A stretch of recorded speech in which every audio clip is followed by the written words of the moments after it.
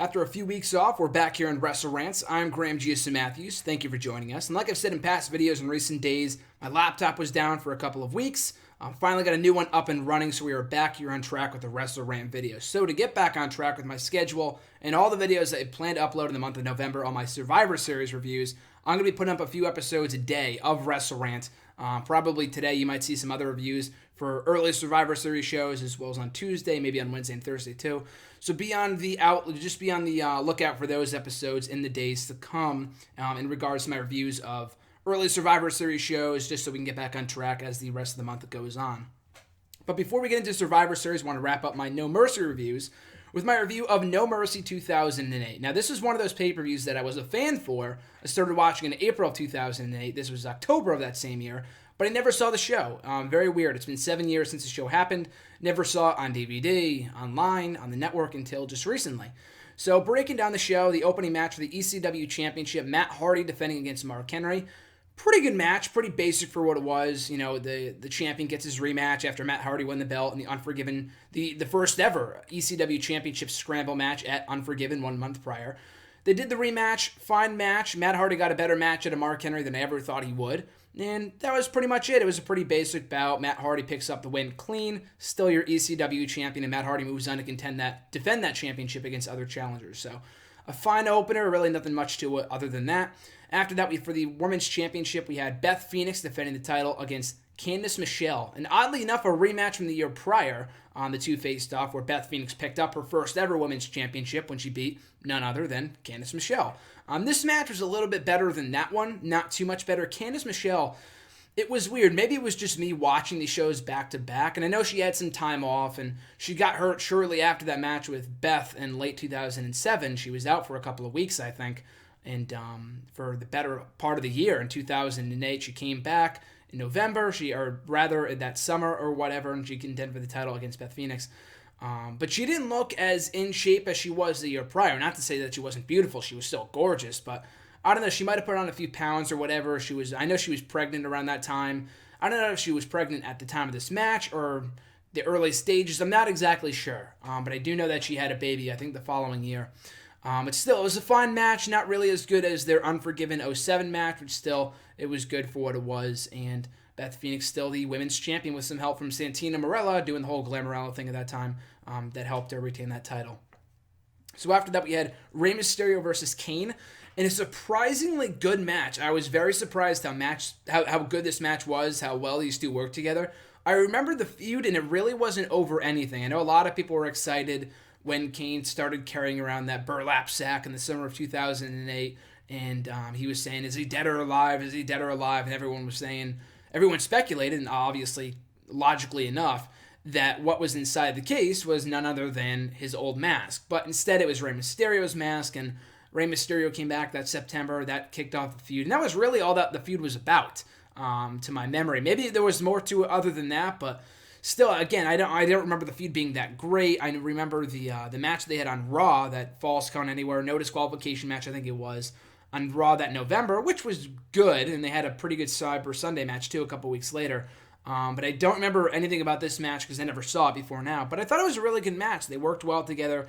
The whole David versus Goliath story with Rey Mysterio battling against the much bigger Kane. And I thought the finish was fantastic. I wasn't really high on the fact that it ended on a DQ, but the way that it was executed was awesome.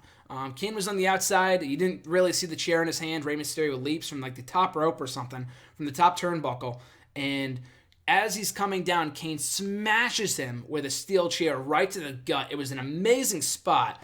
Just pulls the chair right out of nowhere. So it was a really cool spot. Kane, the last man standing. Rey Mysterio gets the win via DQ. Kept the feud alive, which I don't really think was necessary. I don't really think this feud did anything for either guy. It was kind of filler for both men. But I thought it was a good match. I was very surprised how good the match was, and the feud didn't really do anything. But as far as their matches go, they were pretty good.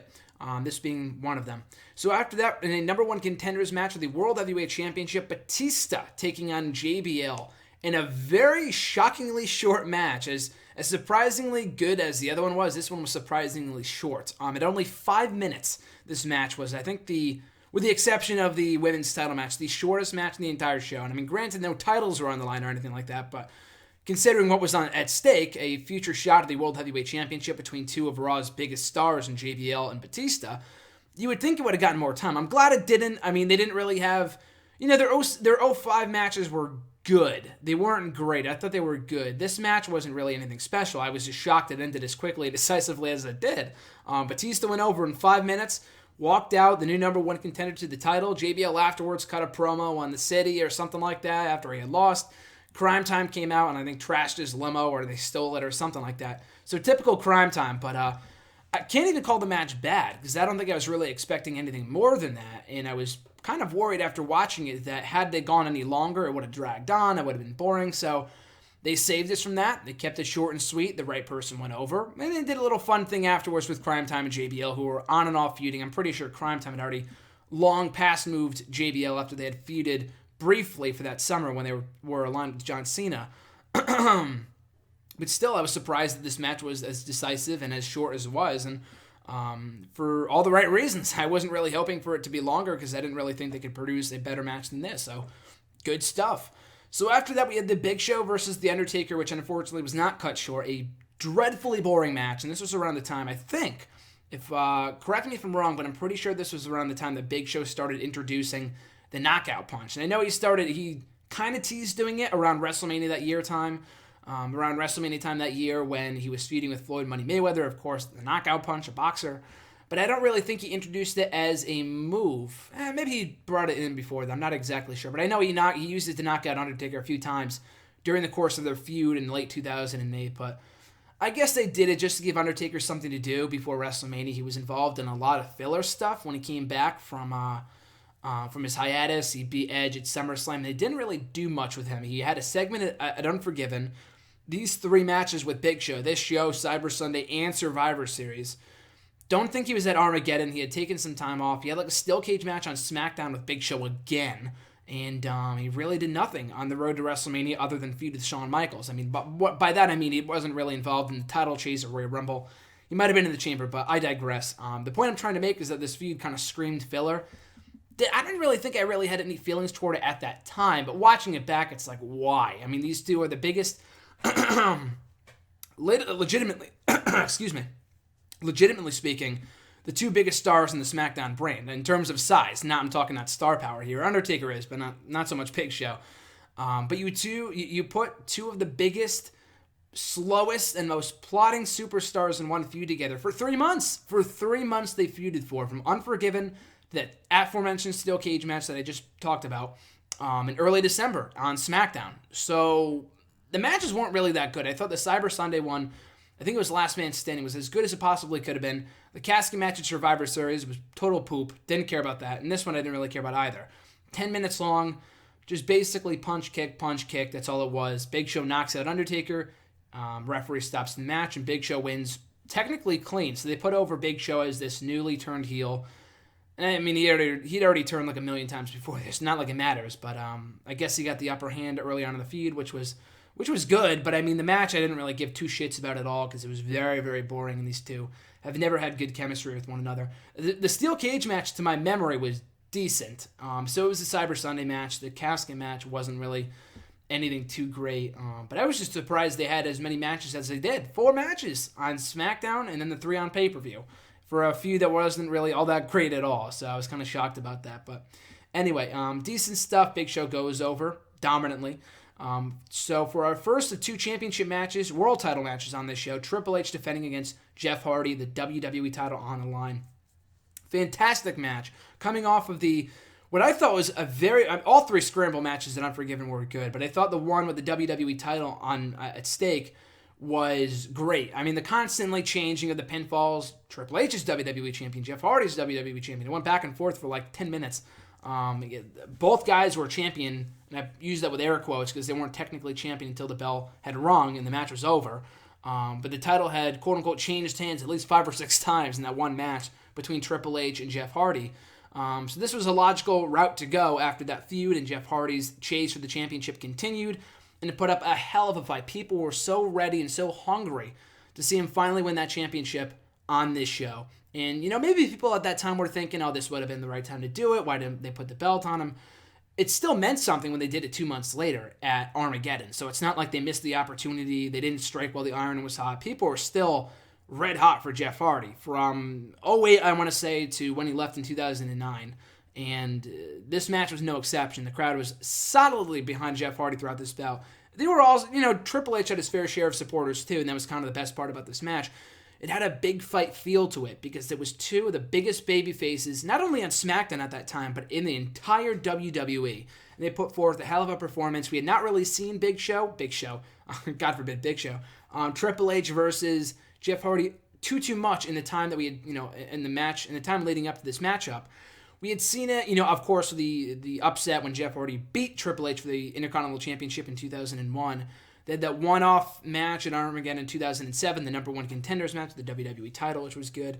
But we had not really seen this match too much one-on-one going into this pay-per-view. And I thought it was phenomenal. Both guys put forth a great performance, like I said before. And Jeff Hardy, just by the skin of his teeth, gets beaten by Triple H. He goes for the Swanton. He connects with it. And at the time, people were probably thinking, oh shit, he's going to win the belt. He's going to win the big one. But as he was going for the title, as he was going for the pin, he pinned Triple H in a way where his back was turned and Triple H rolled him over into a backslide, got the 1-2-3 quickly, and retained the title. So a great way to protect Jeff Hardy, a great win for Triple H, and just an amazing match overall. And their matches at Cyber Sunday and Armageddon and on SmackDown as well were all equally excellent. These guys had a very strong series of matches throughout the latter half of 2008. So we get to the main event, the ladder match, the World Heavyweight Championship, the end of for now anyway, the feud between Shawn Michaels and Chris Jericho. They had that one, and I say that because they had one more match on Raw in November of that year. I think it was a last man standing match in England. But before that, though, we had this bout, the main event of No Mercy, world title, HBK, Y2J. An amazing match. Jericho has gone down and said in various podcasts, when people ask him, gun to head, what is your favorite match that you've ever been a part of?